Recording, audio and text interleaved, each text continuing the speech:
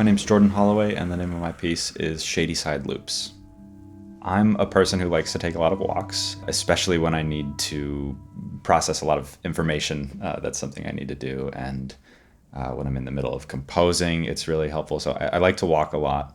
There was one day a couple of months ago where I was kept up quite late the night before, and so I was running on very little sleep and not really finding myself able to do anything. And so I decided I would go for a long walk.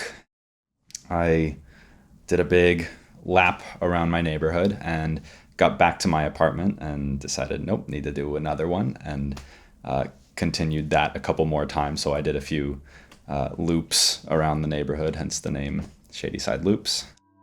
The music is also sort of reflected of that. So a loop is like a physical thing, but also definitely sort of a musical term as well.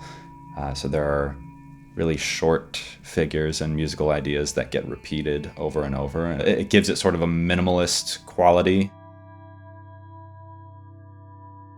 I'm Brian. I'm the pianist and artistic director for Nat 28. So we're doing this piece by Jordon called Shadyside Loops. And it starts with this long piano ostinato.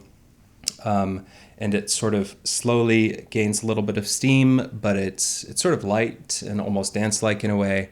And you think that, maybe that would be the whole piece, but it sort of builds gradually to this sort of really heavy middle section where the character really changes. And we get to see at the end of the piece a sort of return of that ostinato bit, but it's completely transformed in its way. It's really interesting to hear the narrative develop throughout the whole piece. Yeah, it's written for flute, clarinet, violin, cello, piano, and vibraphone.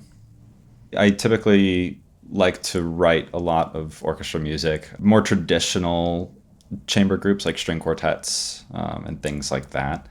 This is actually my first time writing for this type of ensemble, which is very odd because it's a popular instrumentation. So thanks so much for being here. I hope you enjoy the piece.